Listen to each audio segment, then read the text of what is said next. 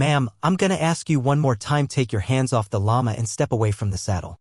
Now, I know that's not exactly a sentence most folks expect to hear on a quiet Saturday morning in rural Arizona, but when you live next to a woman like Belinda Cartwright, normal goes out the window and gallops off without a bridle. The saddle in question? It wasn't just any satellite, belonged to our county's mounted patrol unit. It was mine. Name's Nate Collier, deputy with the Yavapai County Sheriff's Department. That saddle cost more than most people's first car, but to Belinda, it wasn't a piece of law enforcement equipment. No, she saw a rustic, whimsical accent for her cowboy-themed wine party. And in her twisted HOA brain, she'd decided it was totally okay to walk off with it so long as it looked cute perched atop her ceramic llama. It all kicked off earlier that week.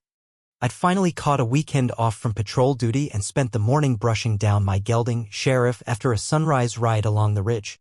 The sky was the kind of cotton candy pink that makes you think, just for a moment, that the world might not be all bad. I was in a good mood, whistling, cleaning tack, letting the saddle dry in the morning sun on the fence rail.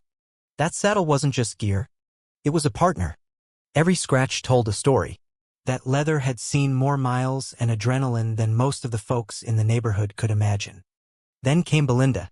Power walking down the gravel lane in pink foam sandals and oversized sunglasses that made her look like a knocked-off celebrity caught between rehab and a clearance sale. Belinda Cartwright had been a thorn in everyone's side since the Fairpines HOA was formed the year before. She once fined a neighbor for excessive leaf coverage on their yard tree. Reported a retired Navy man for flying his American flag too assertively. But today? Today her sights were set on me, more specifically, my saddle. She came marching up like she owned the whole damn valley and barked. "You can't just leave things lying around like this. This is a neighborhood, not a barnyard." I looked up from where I was oiling a bridle and offered a calm, "Morning, Belinda." She did not like that. "This," she snapped, stabbing a manicured finger at the saddle, "violates HOA Visual Integrity Code 3.2. No loose equipment on display, especially horse stuff." I stood up slow. Not because I was angry. Just because I could already see exactly where this was going. "It's not on display. I just finished cleaning it. It's drying." "I don't care if it's drying under a rainbow," she shot back. "It needs to be moved. Now." I wiped my hands on a rag and stepped up to the fence.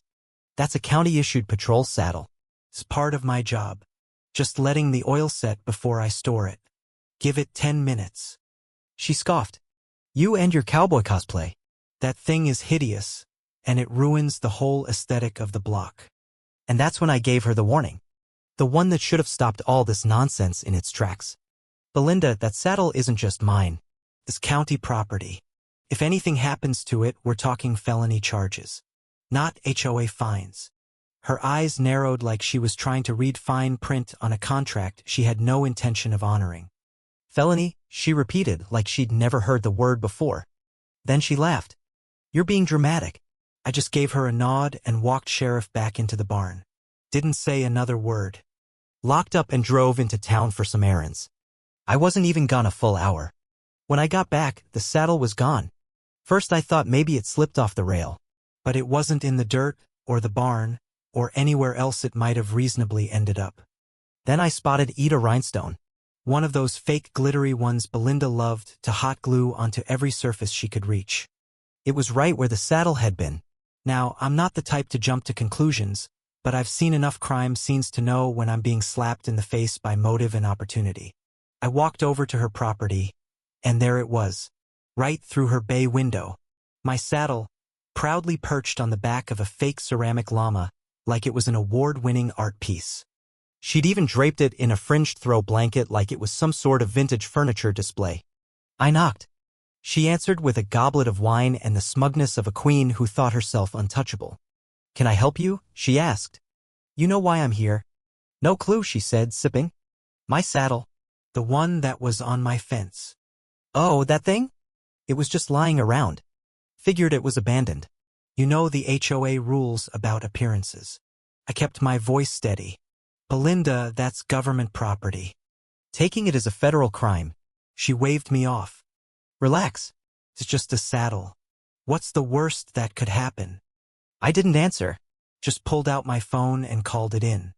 "Lieutenant Hargrove," came the voice on the other end. Hey LT. It's Collier. Got a situation. Someone walked off with department gear from my place. There was a pause. Tell me it wasn't. Oh, it was. Another pause. Then laughter. Sit tight. I'll handle it. Belinda raised an eyebrow. You're making a big deal out of nothing. No, Belinda, I said. You just made the biggest mistake of your HOA life. By morning, things had escalated. I was sipping coffee on the porch when I got a text from Deputy Lexi Shaw. You seeing this? She wrote along with a link. I clicked. It was a post from the Fair Pines HOA Facebook group. A full-color photo of my saddle on the ceramic llama captioned, Western Charm. Found this rustic gem lying around. Cleaned it up and gave it a new home. A Choa-style recycling shine. My jaw clenched. The comments were chaos. Some HOA diehards praised her for beautifying the block. Others shredded her. One guy named Ron asked if she had permission. Another woman said it looked like official law enforcement gear. Then someone posted a screenshot from our mounted patrol website team and sheriff, saddle front and center, sheriff's logo shining in the sun. Then came the memes. One had Belinda riding the ceramic llama into the Grand Canyon like a conquering general. Another dubbed her Sheriff of Pompousville. She'd gone from neighborhood tyrant to viral laughingstock overnight. I let it simmer. I wasn't about to let emotions get ahead of policy. That saddle was serial numbered and traceable. Lieutenant Hargrove gave the green light for a soft approach. Deputies Lexi and her partner Ray paid her visit, plainclothes, body cams rolling.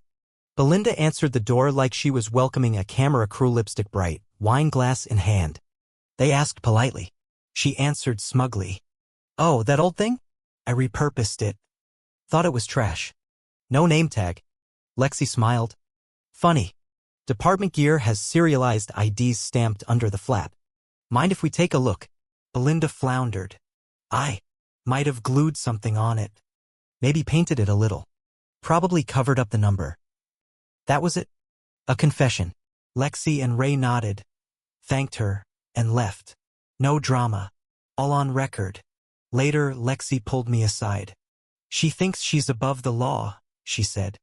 But this? This is textbook. Next day, the Facebook group exploded again. Screenshots of her talking to deputies. Legal blog posts about the penalties for stealing county gear.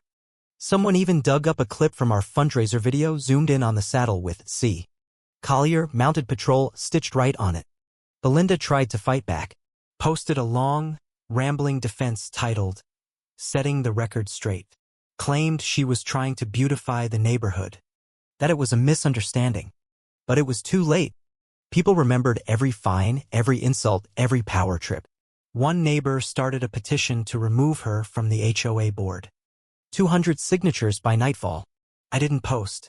I didn't need to. She'd done all the damage herself. But Belinda? She didn't go quietly. 2 days later, flyers showed up in every mailbox, taped with pink glittery strips. Community beautification reminder, report any unlicensed items or clutter to the HOA board. That weekend, she hosted a block party Western night. She rolled the llama out onto her driveway like a trophy. My saddle still strapped on, now bedazzled with glitter and fake cactus garlands. I stayed on my porch, watched. Then came the cruiser. Deputy Ross, Lieutenant Hargrove. They walked up slowly, casually. Hargrove studied the glittered saddle like it was a crime scene. Belinda tried to act calm. It's a decorative piece, she said, laughing nervously. That's county property, Ross said. You altered it. That's tampering. You're arresting me? She shrieked. Not yet, Hargrove replied. But you're coming with us. She turned to me, betrayed. You set me up. No, I said. You did that all by yourself. They took her away not cuffed, but not gently either. I unstrapped the saddle, brushed off the glitter, and carried it home. It was scuffed, but still mine. 2 days later, the HOA board held an emergency meeting. Belinda called in, claimed she was targeted by corrupt officials. No one believed her. People lined up to speak out. Her abuses, her pettiness, her vendettas. A teacher brought a spreadsheet, 17 personal citations from her. The board voted unanimously to remove her. She was done. The saddle came back with a quiet apology from the department. I spent that night in the barn, cleaning every inch under the lantern light. A week later, I hosted a real cookout. No theme, no flyers, just good food, good people. Even Sheriff made an appearance. Belinda didn't. Rumor was she'd put the house up for sale. No one was biting. She became an internet punchline, the glitter saddle bandit. Weeks passed. Then came a typed letter. No return address.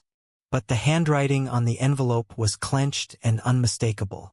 Inside, a formal apology. Lawyer reviewed. Dry. Hollow. No real emotion. Just an attempt to preempt prosecution. I filed it away and forgot about it. Then came the call, parade duty. Sheriff and me, saddle and all. I rode through town with the kids waving, music playing, and that saddle shining like it was never touched by glitter or ego. As we passed the park, I spotted her Belinda sitting in her car, watching from behind tinted glass. No waving, no shouting. Just watching. She looked small. Because in the end, she hadn't just tried to steal a saddle. She tried to steal respect. And the only thing she'd won was a legacy of rhinestones and regret.